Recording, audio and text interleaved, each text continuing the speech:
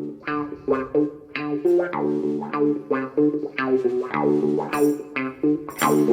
evening, sir. Hi, how are you? I'm very well, thank you. And the voice you can hear is Mr. John Leonard.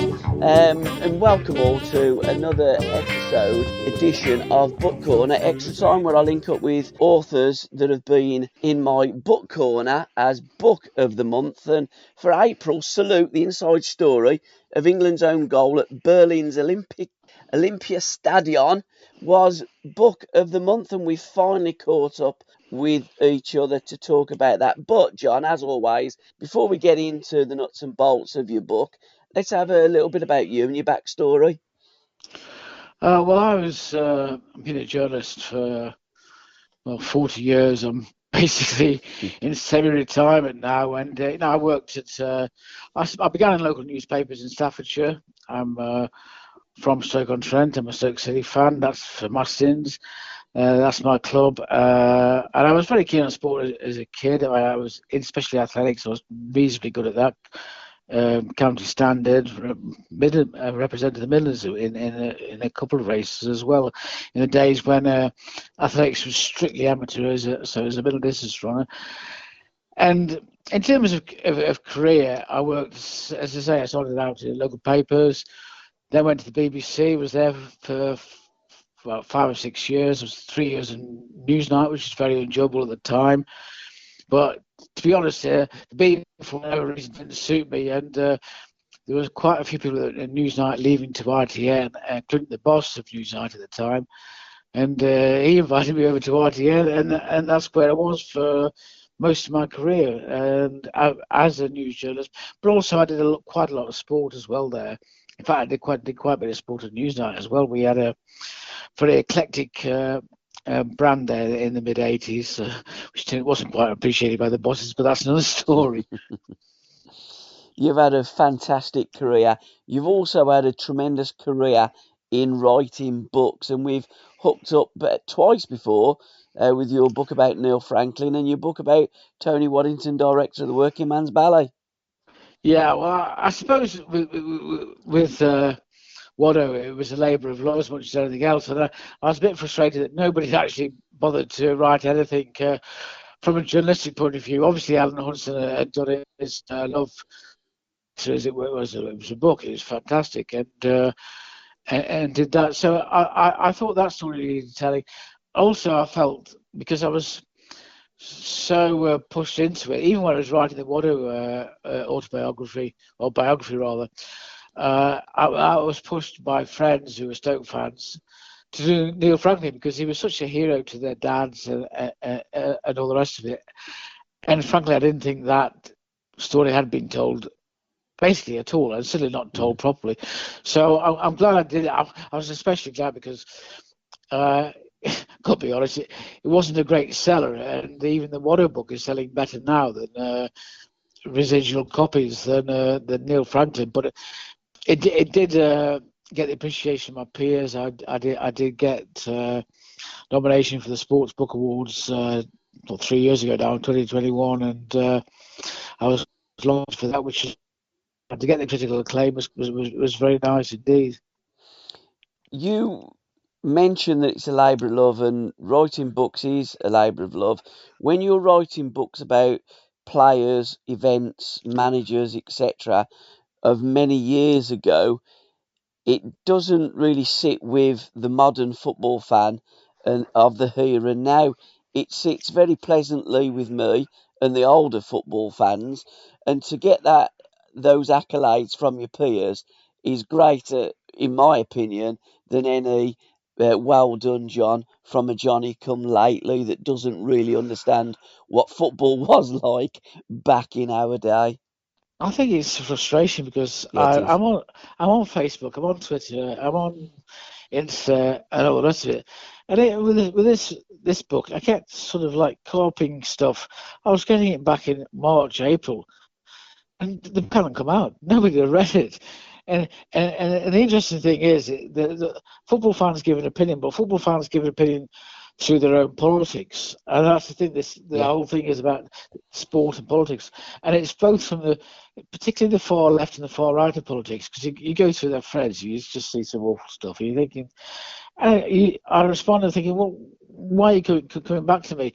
And actually, more generally, I think, I mean, it's very frustrating. I mean, in a I would like to make it timeless, but in an election campaign, for example, I see stuff from all sides. I see people commenting on it. I'm just thinking, well, hang on a minute, mate. You haven't a clue what you're talking about. You know, it's just it's just bonkers. But Yeah. that it's not just football, as I say, or sport in general. It's in a broader context, and this is a particularly important year with the Euros and then the Olympics. And one of the reasons for writing Salute was because I had seen a few years ago. I did a book called Fair Game for Pitch Publishing, which came out about 10 years ago, 8 to 10 years ago. I did little snapshots of various incidents of sports and politics that I highlighted. It's always a bit personal because you know I'm from an Irish background, so I did a bit of stuff on Gaelic Athletic Association, but mostly on football, athletics, boxing, and a bit of baseball too, with the Jackie Robinson story, and also rugby. And what I realised is that in Salute and this incident in 1938, I read so much rubbish about it. People getting things wrong and people doing this, that, and the other. And I went to the publisher. I thought, can I actually expand on just that one chapter and do far more on it? So that was the inspiration for doing the book. How long did it take? Because the Pitch Publishing through yourself have kindly sent me a copy. There's a wonderful picture on the front. The only front cover that you really could run with is that iconic own goal with the Nazi salute. The book is a fantastic publication, and it doesn't just border on that or hone in on that. It takes you back to a time where football really began and gives you the background and really does give you the inside story to that football match. Yeah, it took me. I started writing it in lockdown. Mm. It was, and that sort of, well, it was 3 years ago that it finished. And I pitched it at the beginning of last year, 2022, January 2022. And the publishers said, right, okay, we're interested, we'll do it in the spring of this year, 2024. Yeah. And so it did take time, but it also takes time because I was determined to go through all the news clippings I could find, either online or go to the British Library, go through the papers there. There are a few papers, the Daily Express and the Henry Rose take on that. Henry Rose, as you'll know, maybe older listeners will know, was the doyen of sports writers in the 30s, 40s, and 50s, and sadly lost his life in the Munich disaster. And at his funeral, there were as many people turned out for his funeral in Manchester as there were for the players who sadly lost their lives. And quite extraordinary. So it was important to go through the newspaper cuttings, but also go to Kew, go to the National Archive, and go to the papers. And I've got to be honest, there were certain papers in 1935, and the archivist was quite strict with me. He said, "You got to stay here. You can't take this paper. You can't take these papers out of here." They put me in a separate room.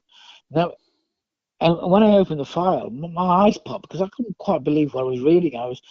And she said, "You can take photographs of the papers and that." And so I did. And it was the same very much for 1938 because, again, I went to the National Archive. A little bit for the Olympics. The Olympics wasn't too difficult because of the 2012 Games. A lot of the stuff, and if anybody wants to look at the background to the Olympics, especially the 36 Games, a lot of that's online because it was made available for the 2012 Olympics in London. So yeah, it was. In many ways, the research I joked to friends with family. That was the most enjoyable bit, getting it all back and writing it all up. Well, I do enjoy writing, as you know, but that was more of the hard work, as it were, to actually put together a narrative, and something that people hopefully will inform people, but also enjoy as well. Absolutely, because there's a lot of historic content. It does talk about the dawning age of football in this country, and how the rest of Europe perceived England. I mean, there's one chapter there, uh, Germany's English disease. Masters of World Football is your first chapter. England really did keep banging the drum about how we invented the game, how we were the masters of it, and it seemed to really rub the Europeans' noses in it. And I think from that day we've never really recovered, have we, in Yeah, terms I of our know. arrogance?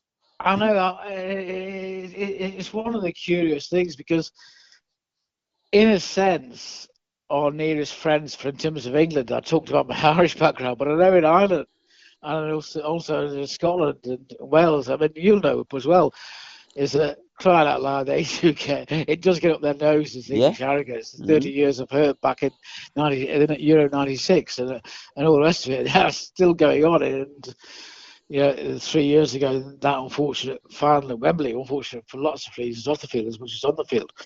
But it, the curious thing I found is that there was still, amongst the many other European countries, still a grudging admiration. I mean, the Italians, along with Austria, probably the most powerful teams, best teams in Europe at the time. I know Yeah. that's highly arguable, but better than England. England were very poor in the 1930s. Yeah. Scotland were probably arguably a better team than the England team. But the Italians, I can't remember what the Italian phrase is. I mean, but the fathers of football, that's how they describe it very poetically. As English, it's the fathers of calcio, as they call football. It's and the Germans too. Curiously, and I did think about this because I thought, well, people know about the Germans, but I thought it was important from a sporting context, as much as a football context, to look at the development of German football, which came later, and for which they owed a lot to England, and they were quite happy to acknowledge it. Their clubs named after Victoria Berlin, for example, which is fairly obvious connotations there, and they also love rugby. I think something that I discovered, which I'm quite a big rugby fan. I played as a kid very badly as a seventh and all that, but I didn't believe that how strong the Germans were before the Second World War in rugby. I mean, they took on the French team quite regularly, and because the time of the 30s, the French were kicked out of the Five Nations as it was because they were deemed to be professional. Germans were amateur in the sport at every take, and this was nothing to do with just the totalitarian regime of the Nazis, but under both the Weimar Republic and also the Kaiser, they were still amateur. They kept that going right until the post-war years, until they were welcomed back into sport. And you've alluded to the English within the German Football Federation, if you like, and the teachings of the English that's in there in Germany, and not none better or more important than Jimmy Hogan. I mean, Jimmy was instrumental in teaching the whole of Europe really not to sing but to play football. And with his good mate Hugo Meisel, they pretty much covered all of Europe, didn't they, in a coaching capacity? Yeah, they did. Hogan was a curious character. He had an injury-ridden career. I think he was at Burnley. He was Lancashire Yeah, lad. it was, yeah. Yeah, from an Irish family, and Mm. curiously out there, he described himself as Irish rather than English, just maybe to give himself an easier time because his command of German wasn't great. I suspect it was better than some people made out at the time. Because he spent a lot of time in Austria, especially in Hungary. Yeah. French buskers adored him. Mm. And I've written in my research, I read one or two biographies. They were quite carping about Hogan, but There was no doubt he was a great coach. He was a great coach at Villa. He got them promoted in the He did. 30s, and that's why they went to Berlin in 1938. And, and as I said, if Ferenc Puskas, we'll call him uncle or what, I can't remember quite the phrase, terms he used. Basky. Yeah, but that's Basky's uncle, isn't it? Uncle yeah, Jimmy, yeah, they used to call him. Uncle Jimmy. Yeah. Yeah, that's right. And going back to what you were saying earlier about modern fans of football and then delving into it, thinking, hang on a minute, mate. One of the greatest players to have actually stepped onto a football field, described him as you say as Uncle Jimmy. Yeah. there's no better endorsement, really, in my view. But maybe I'm a bit old-fashioned in that view. But it's a great compliment to the man. And as I say, with Hugo Marshall, who was the founder of the Austrian Wonder Team, he was I mean, I wouldn't say a football genius, but he was near on it. I mean, I do actually acknowledge in the book that he was described by many as a genius, as a coaching genius for his time. Between the two of them, they were genius. Probably the forerunners to a modern day Clough and Taylor. I don't know what the dynamics between Meisel and Hogan were, but they were a match made in heaven. In fact, the match that was the World Cup final in 1974 was between Holland and Germany, well, West Germany as it was then, and it was pretty much the Jimmy Hogan final, wasn't it? I do believe that the secretary of the German Federation wrote to Jimmy's son and told him all about how his dad was pretty much the father of German football. Yeah, well, he was. I mean, he actually coached the Netherlands as well. Yeah, he did. As well as in Germany, and he was quite a fascinating character, a feisty character, as he proved in 1938 when Villa played the day after England played Germany in that infamous match. But he also he had his troubles. He was basically held under house arrest during the First World War, the Great War as it was known then. His family were also held but released to go back to England, as he did eventually, but only after the war. And curiously, before the war, one of the reasons why he was in Hungary at the time is because Marshall wanted him, and he wanted him as to help him coach the Austrian team at the 1960 Olympics, was due to be held in Germany, and he found out that the DFB, the German Football Association, wanted to interview Jimmy Hogan, and they set up an interview at the Adelphi Hotel in Liverpool, but and rather naively asked Marshall for a reference, and Marshall thought, well, I'm having none of that. I'm having Jimmy Hogan on my staff. He ain't going to Germany. So that was that. But again, there was a lot of. I mean, there's a great book out there, Prophet or Traitor, about Jimmy Hogan, and he wasn't revered, was he, by the English Football Association? In fact, when England famously played Hungary in the '53 game, Jimmy was there, but he wasn't invited by either the English or the Hungarians. Yeah, I think Puskás invited him. I think that's what it did do. I think it's a lot of dispute over that because he was there, as you say. Yeah, it was, yeah. And the older Hungarian players wanted him there too. So I don't think there was any argument at the time. So he did go, and I'm sure Puskás and his mates were more than delighted to see him. Absolutely. Going back to Germany and the birth of the, I suppose, the modern day Germany, you have to go back to its beginnings. You do reference in one of your chapters the rise of the Nazis. You focus upon Rome in 1933, and you do talk a lot about the Olympics. There's before the World Cup it was pretty much the Olympic Games, wasn't it? And between the wars, of course, we had the Mitropa Cup as well. That's right. Yeah, which was the kind of forerunner into the Euros we have Yeah, now. yeah. And the British teams didn't compete in that. But yeah, that was the forerunner. The Olympics, so as you mentioned, was Mm. the biggest thing. As an international sport, I argue that boxing is probably bigger than football. And anyway, it's still a massive sport now, obviously, but I think the Joe Louis and Max Schmeling, it had that extra bit of edge. Joe Louis, the Brown bomber uh, from America, against a man deemed as Hitler's pet. There's nothing of the sort, and actually, the two fighters developed a great friendship. But the Olympics was key because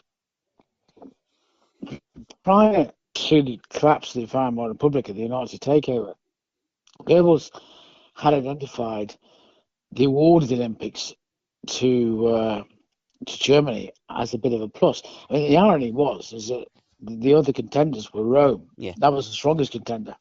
Yeah, But it was Mussolini, wasn't it, really, that talked himself out of having that Olympics? Yeah, because the IOC really didn't want him. He was seen as an autocrat. Mm. The King of Italy was still in charge nominally, but democracy had gone in Italy, and the IOC were wary of taking the sport to Rome. It did not stop, of course, Mussolini developing football, and there was no World Cup. Sorry, there was no football in the 1932 Olympics in Los Angeles. The Americans wouldn't have it there. Yeah. And so that was the Chancellor Jules Rimet. He went to Uruguay. He asked them to stage the first game. He even invited, even though they weren't a FIFA member, he invited England to go. They invited the Football Association. They rejected it. And then Mussolini grabbed his chance in 1934 and bankrolled basically the World Cup, because FIFA at the time is now a multi-billion-pound entity, as we all know.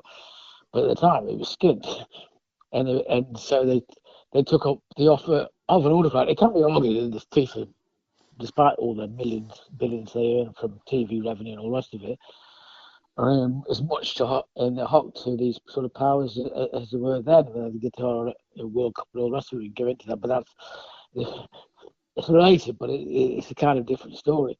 So going back to your question, yes, the Olympics was massive, and I couldn't really write about England in the Olympia Stadium, which was built for those Olympics, and the propaganda, without linking, first of all, the game in 1935 at Tottenham, then the bridge at the Olympics, at which many of the British establishment turned up, apart from members of the cabinet.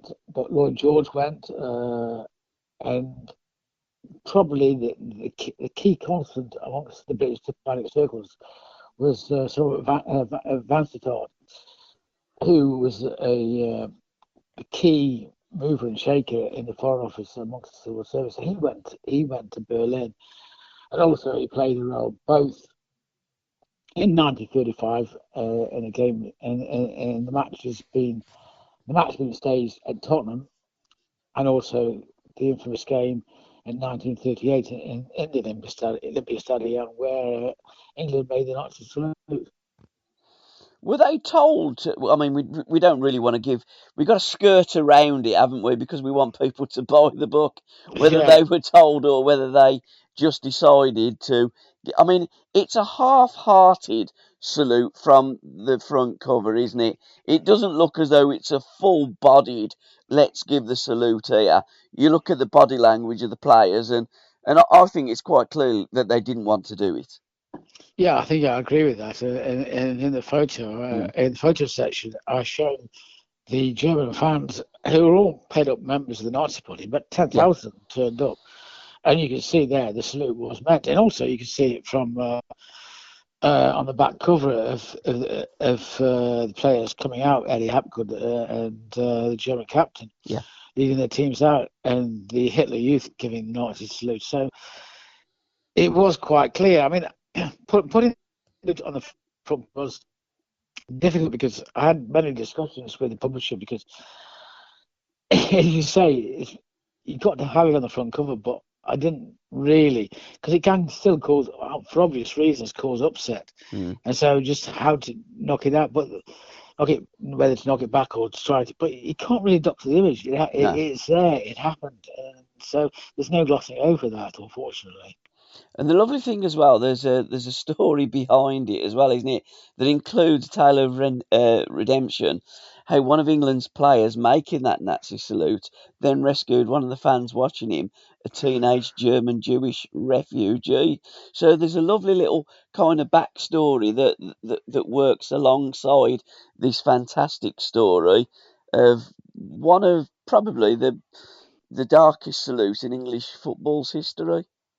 I think that was remarkable. I came across it. The Times of Israel ran a story when Spurs were playing Maccabi Tel Aviv, and one of the journalists was married to the son of the refugee that was rescued by Bert Sproson. Yeah. Bert at the time played for Leeds United, so I got in touch with the Times of Israel to find out more. Especially it's because they said he played for Spurs at the time. He didn't. He played for Leeds, and Leeds were not for the first time short of money and wanted to sell Bert. Spurs, who were a second division club at the time, and are still getting ridiculous crowds. I mean, you're thinking about what goes on now. Well, I suppose actually maybe I've been unfair. I mean, to follow a championship club, don't get decent crowds of 25, 30,000, even though I remember as a kid, in the top flight they struggled to get that in the 60s and 70s. But Spurs were getting 40,000 crowds regularly. There wasn't much else to do in that afternoon, to be fair. But he went there, he didn't settle. But in the meantime, he persevered with trying to get young Rolf Friedland, as his name was. He changed his name to Ralph Freeman when he joined the British Army during the Second World War. But he met young Ralph outside the Olympia Stadium after the game. And it does seem extraordinary with all the security and the Nazis would have put on. And Villa certainly suffered from that in their tour of Germany that year, that spring.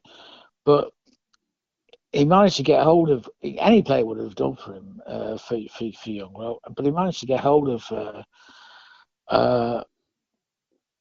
Bert Sproston, gave him his details on a note. His English probably wasn't that good, but he was reasonably well educated, so he developed command. And Bert Sproston, to his credit, persevered and got him a game to England versus the rest of Europe in October of '38. And he came over, he got his visa. He's due to go back on November the 9th. That's the date of Kristallnacht, the infamous night of glass, in which Jewish businesses were targeted by Nazis, Nazi sympathisers, Nazi party sympathisers, well, Nazis, the Gestapo, and everybody. And after that, Jewish businessmen rounded up. And so, of course, there's no way of going back, but he stayed in England. He got back in touch with Bert Sproston, and there's a friendship for life. And I'm glad to say that the family, Alan Freeman and his wife, Sue Serks, they're still in touch with Bert's daughter-in-law, because unfortunately his son has passed away, but in Bolton. He ended up, Bert Sproston, he was a trainer for after the Munich disaster, which I mentioned earlier. He was a trainer for Bolton Wanderers, and so that's where they lived. And it's a great story because they actually, I mean, there was this, as you say, this dark side to it. But Bert Sproston, for himself and also for the team, I think, because he was a big friend with Stanley Matthews, grew up in Sandbach, which is not far from Stoke-on-Trent, about 10, 20 miles away. They were big mates, and I think there's a redemption for them, as well as obviously saving a life. And the great thing was, as I say, the Sproston family and the Freeman family have kept in touch, and I think that's fantastic. Because sometimes in sports and politics it can be just a tale of depression, but this wasn't. This is quite inspiring, and I was glad to be able to put out that story as part of the book. Absolutely. And the publishers, we've got to give a mention to the publishers. Again, it's Pitch Publishing that produce some fantastic work. And Yes, indeed. it's a lovely little book. It's a work of art. But after that episode, when England done the Nazi salute, pretty much it was the start of the Second World War, wasn't it? And that really kiboshed football. And football was played during the war years, but of course, a lot of the football players were out fighting against the Germans in the Second World War. Yes, including not just England players. I mean, many of them were signed up. I mentioned that Stanley Matthews, in '39 they went to Italy and made the fascist salute again. But Stanley Matthews mentioned that many of his teammates had already joined the Territorial Army. They were already ready to go to war. Yeah. Matthews himself joined the RAF, as did so many. A lot of them were playing games for the entertainment of the crowds in various clubs. But some, as you say, did serve in combat. Johnny Carey, the Manchester United captain, he played for Ireland. Ireland in Browne in 1939 made the Nazi salute again as a diplomatic faux pas. Carey being one of them, but he fought against the Nazis during the war, and he did see combat and survived, obviously. As did actually, I mentioned earlier, Rob Friedel, he was wounded in action in Falaise, just north of Normandy, and saw action. And so there was this tragedy, but I think after the war, it was a case of trying to get football back up and running and all the rest of it. West Germany went on to win the World Cup in 1954 against Hungary and Puskas and all, and that was a bit controversial because of allegations. Did they cheat their way to the victorious day of the miracle of Bern? I think there's very strong evidence I think there is, yeah. that there was the players were doped, especially the second half. Yeah. The half time, and syringes were found outside the ground, and some of the German players did suffer horribly in later life. As well. I mean, the Soviets and the Soviet bloc and East Germans weren't the first, I think, to dope athletes. I think what happened in '54, the World Cup final against Hungary, there was the first evidence it was already taking place at an early stage. England, it might be a cup of tea at half time, maybe a tot of whiskey. That was not the case with, unfortunately, the German team. Although after they won the World Cup, of course, they did play England at Wembley, and the only surviving player, England beat West Germany in this game at Wembley. The only surviving player from the 1938 game was a certain Stanley Matthews. He was still going strong. And also, the only other survivor was Otto Nerz, who's the German manager in '38. He was interviewed by the Americans, quite a few, and the American forces decided he was not a Nazi sympathiser, and he went on post-war to have a great career as a football manager. And in fairness, he was a great coach.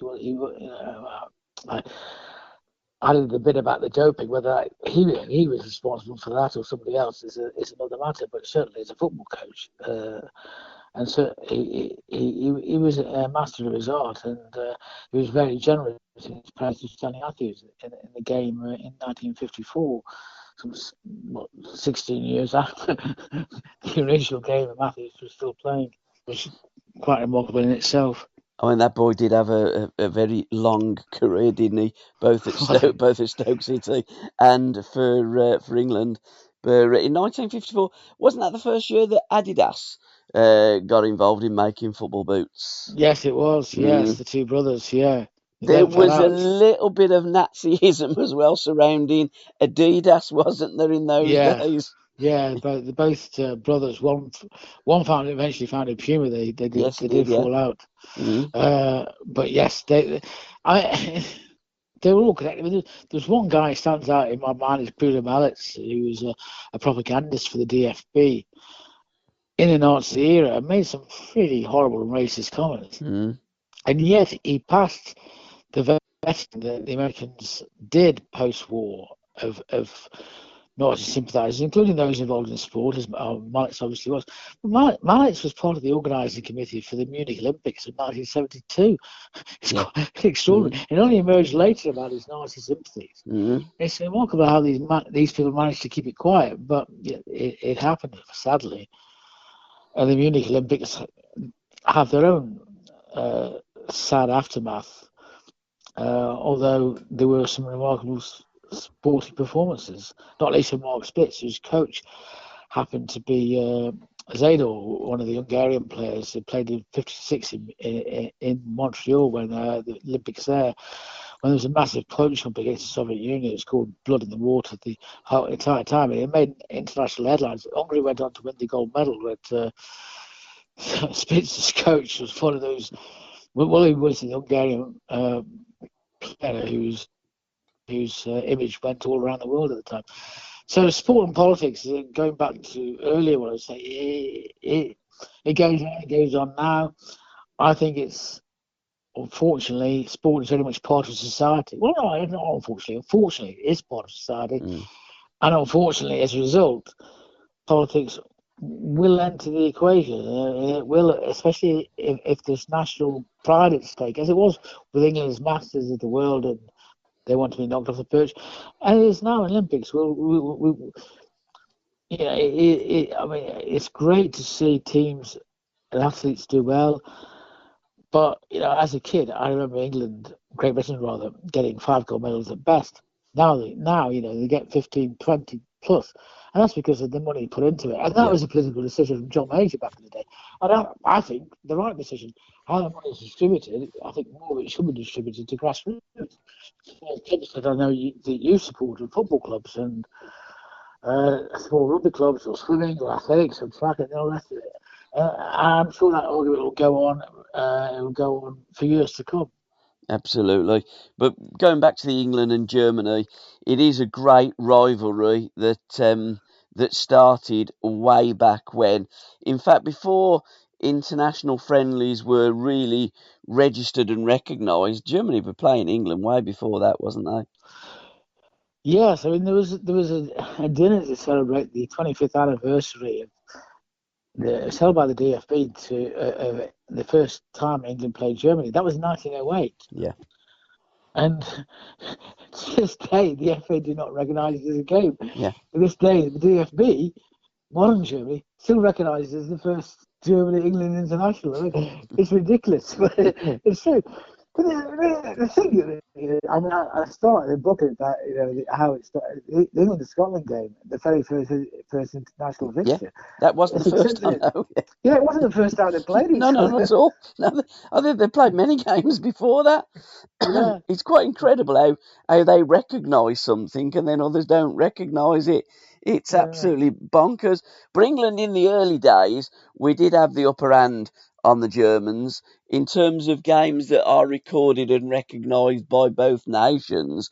I think the first time Germany beat, or West Germany beat England, was before the 1970 World Cup finals, wasn't it? And I think Franz Beckenbauer scored the goal in a 1-0 win.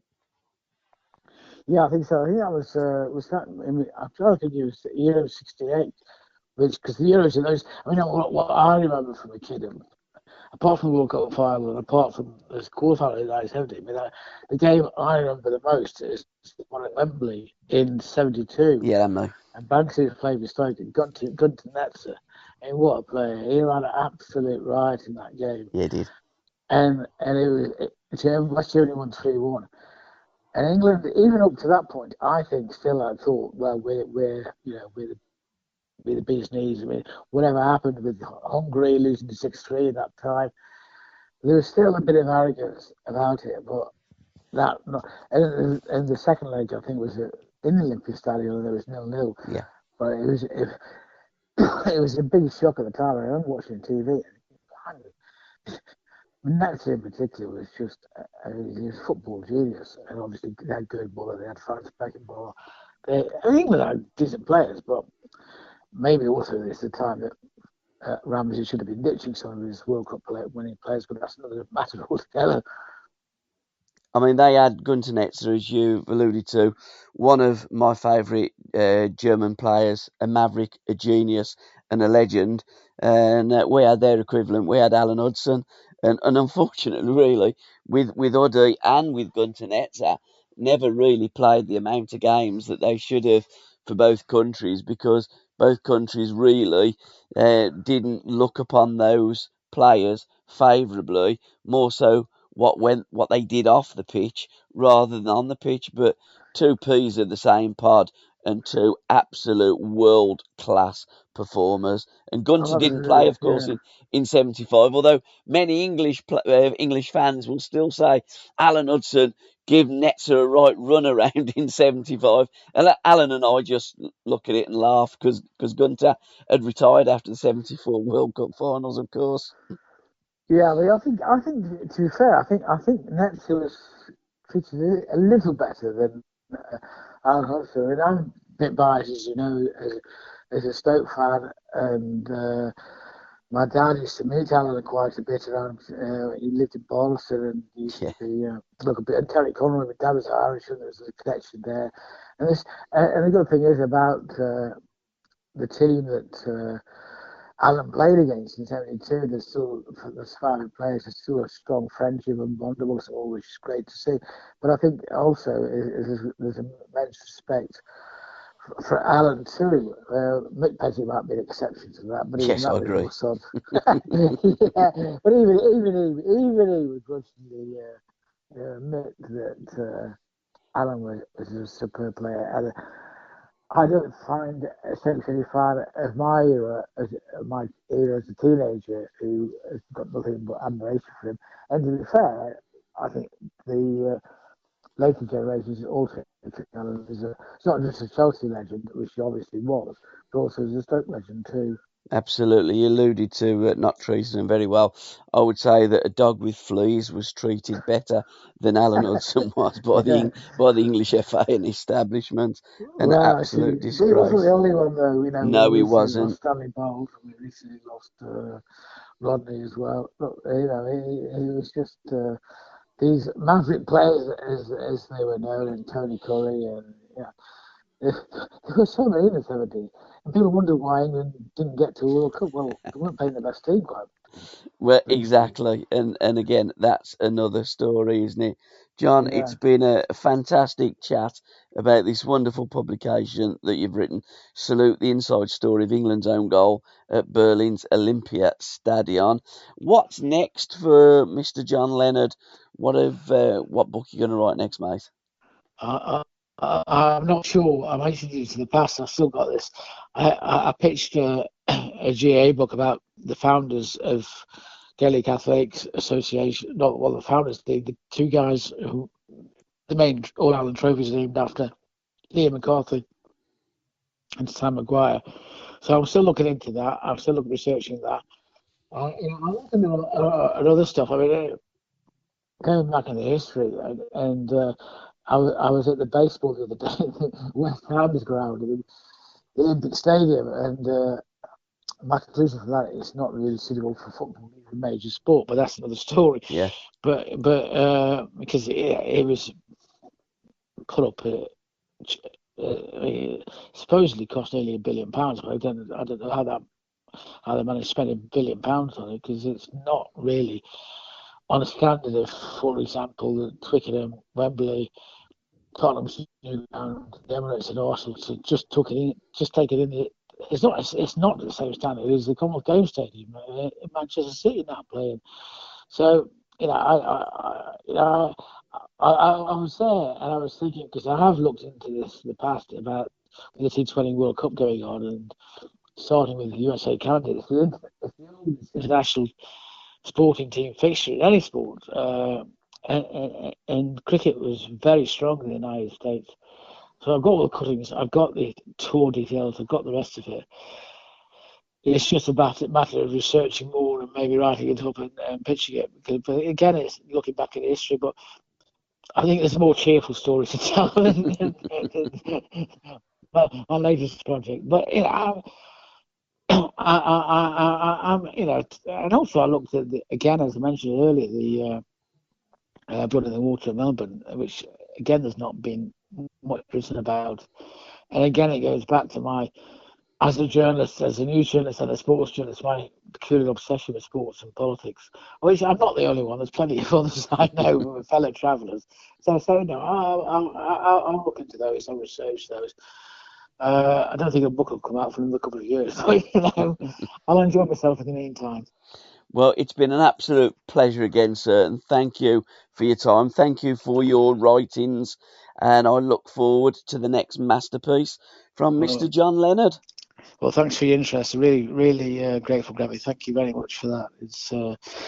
It's good always to be in touch and talk sport in general, but also in particular to talk football. It's great. Thank you. Absolutely. Thanks, John. Really appreciate your time. Thank you. Cheers, mate. Thank you. Cheers. Thanks. Bye. Bye for now. Thanks for listening, guys. Thank you. Bye-bye now. Thanks. Bye.